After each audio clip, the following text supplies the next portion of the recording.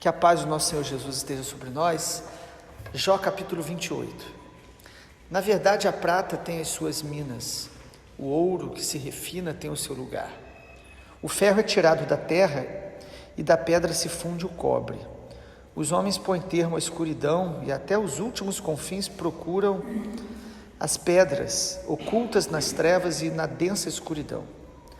Abrem entrada para minas longe da habitação dos homens, são esquecidos pelos que passam por cima, e assim, longe de todos, dependurados em cordas, balançam de um lado para outro.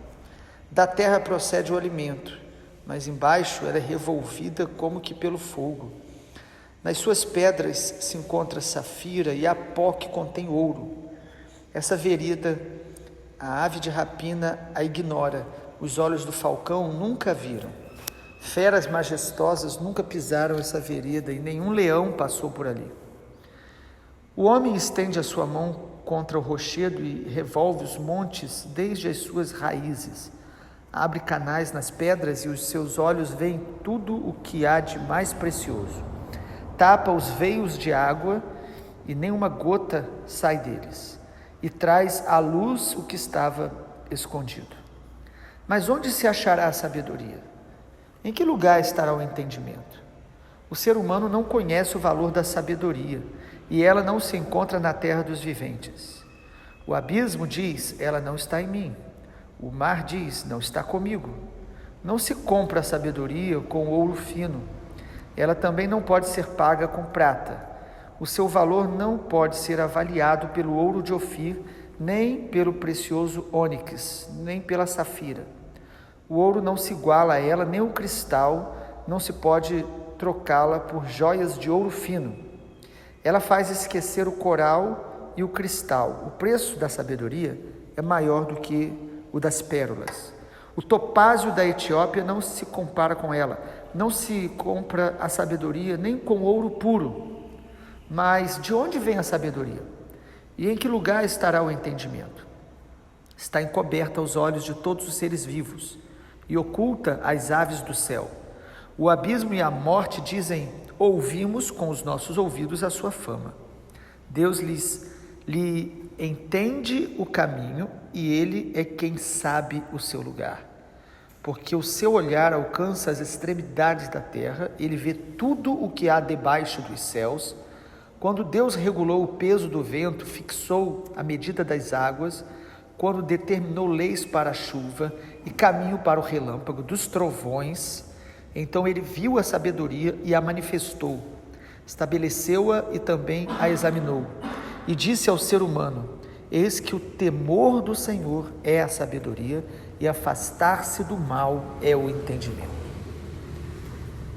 Glória a Deus. Temos afirmado constantemente que Deus estava trabalhando na vida de Jó através de um processo. A nossa vida, ela constrói realidades.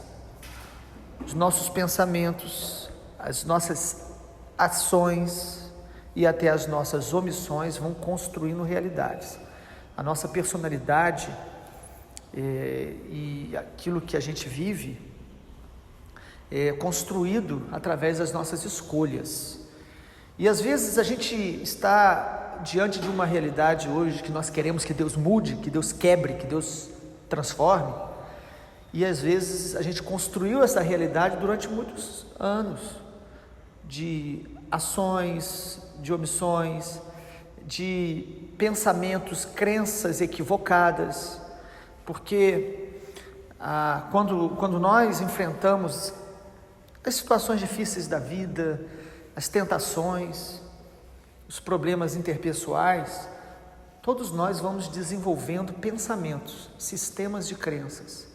E quando eles estão errados, porque nós escolhemos se queremos acreditar na verdade ou na mentira, nós vamos pensando que a vida é negativa, que nós não vamos conseguir vencer situações, que as pessoas não vão mudar, ou seja, os nossos sistemas de crenças vão estabelecendo mentiras que muitas vezes nos aprisionam E quando a gente começa a buscar a Deus e ouvir a palavra de Deus, nós queremos uma mudança, nós queremos que Deus nos transforme, mas Deus vai nos transformar através de processos. Deus vai desconstruir o que nós pensamos e nos levar a crer e a enxergar nas suas verdades. E é o conhecimento da verdade de Deus que nos liberta. Jó conhecia Deus, mas Deus queria levá-lo a um conhecimento muito mais profundo, a uma revelação muito mais profunda, e isto se deu através de um processo. Não foram os últimos capítulos do livro de Jó que revelam o início da ação de Deus. Deus sempre esteve trabalhando na vida de Jó, nos momentos mais escuros, mais difíceis, dolorosos, Deus estava ali. Enquanto os seus amigos lançavam palavras de acusação, de legalismo, Deus estava ao lado de Jó, vendo tudo aquilo e trabalhando na vida dele. Deus trabalha através de processos que nós não entendemos. E nós percebemos no capítulo de ontem, no 27, que Jó está tendo lampejos da luz de Deus, da revelação de Deus, estão vindo ao seu coração, mesmo ainda oprimido pela dor e pelas palavras dos seus amigos. E agora no capítulo 28, nós vemos Jó afirmando grandes verdades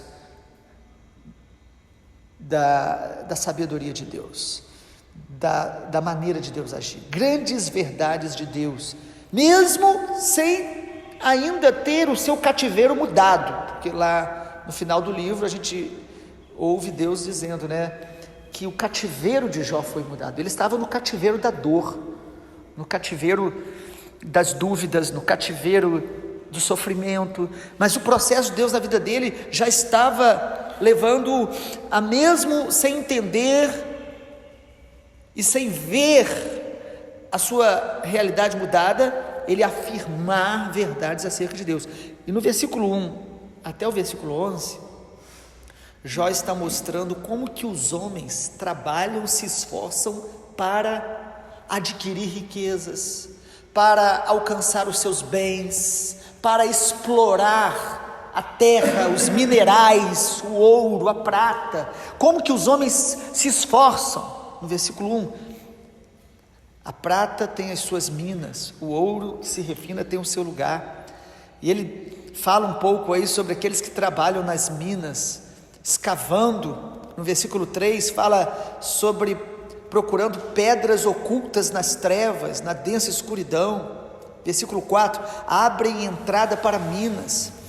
Os homens passam por cima e eles estão ali escondidos, dependurados em cordas, lugares perigosos. Até hoje esse trabalho com tantos riscos, com tantas situações terríveis, mas Jó está mostrando que tudo isso que o homem faz, ele está buscando resposta, ele está buscando satisfação, ele está buscando através da sua ambição conseguir coisas valiosas. Versículo 6, nas suas pedras se encontra safira, a pó que contém ouro, a corrida pelo ouro, no mundo inteiro. Isso é algo que motiva as pessoas e levam as pessoas a esforços incríveis. Ele fala sobre os veios de água, esses rios subterrâneos, no versículo 11, que Deus, ele vê todas essas coisas. No versículo 10 ele diz, abre canais nas pedras, seus olhos veem tudo o que há de mais precioso. Os homens procuram todas essas coisas, Deus sabe e vê todas estas coisas, mas a pergunta de Jó é a seguinte: o homem que corre atrás de tantas coisas, onde será que ele vai achar a sabedoria? Versículo 12, onde se achará a sabedoria? Que lugar estará o entendimento? E Jó mostra, irmãos, que nós não podemos comprar a verdadeira sabedoria, nós não podemos alcançá-la pelo nosso esforço, por maior que seja. Você pode viajar, estudar, você pode encher sua mente de conhecimento, de informação, e alguns acham que isto é sabedoria, mas a sabedoria de Deus, a Bíblia faz essa distinção da sabedoria do alto, de Deus, daquela sabedoria humana, terrena. A sabedoria de Deus deve ser, na verdade, encontrada no próprio relacionamento com Deus, é na presença de Deus, é na comunhão com Deus. Há pessoas com muita inteligência, conhecimento, informação, mas que não têm a sabedoria de Deus. E Jó, seus amigos tinham muito conhecimento, trouxeram para ele informações muito interessantes, mas agora ele está aqui mostrando de maneira clara que o coração dele sabia que só Deus tem a sabedoria que ele precisava. Ele conhecia Deus, mas a gente lembra que no final do livro ele diz: eu conhecia de ouvir falar. E Deus estava levando a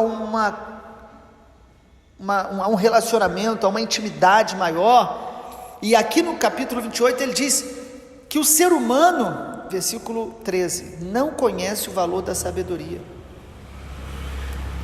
Irmãos, no fundo, a gente acha que nós somos espertos, que nós sabemos as melhores decisões, nós sabemos como lidar com as pessoas, porque a maneira que você tem tratado com as pessoas e com os seus problemas, como nós tratamos, demonstra que nós confiamos em nós mesmos, nos nossos pensamentos, nas nossas impressões. E Jó diz assim: o ser humano não conhece o valor da sabedoria. Versículo 13, não se encontra na terra dos viventes. A sabedoria que você precisa para enfrentar os seus dilemas, as suas dores, lidar com as pessoas, não vai vir da terra, não vai vir das suas reflexões, do seu próprio coração, da sua própria esperteza, da nossa malícia. O que Jó está aqui afirmando, irmãos, é que ele tinha convicção que o ser humano não poderia trazer a resposta para esses dilemas da vida. Versículo 14, o abismo diz: ela não está em mim. O mar diz: não está comigo.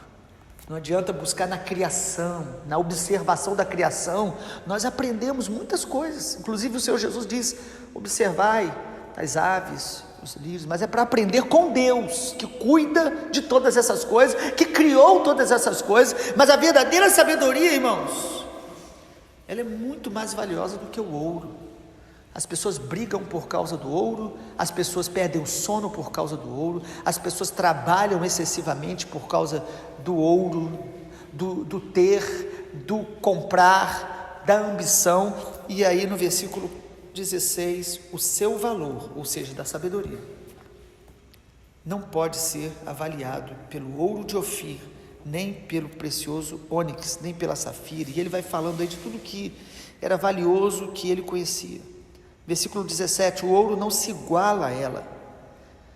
Mas versículo 20 até o 28, Jó afirma aquilo que a palavra de Deus nos mostra de maneira muito clara: a única forma de termos sabedoria de Deus verdadeira é crescer no temor do Senhor,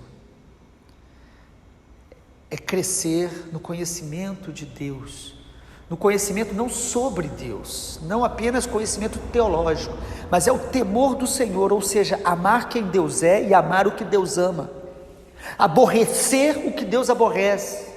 É um coração humilde, quebrantado. Irmãos, Deus, Ele derrama graça superabundante quando nós temos uma atitude de humildade, de quebrantamento. A Bíblia diz que Deus, Ele resiste ao soberbo, mas Ele concede graça aos humildes.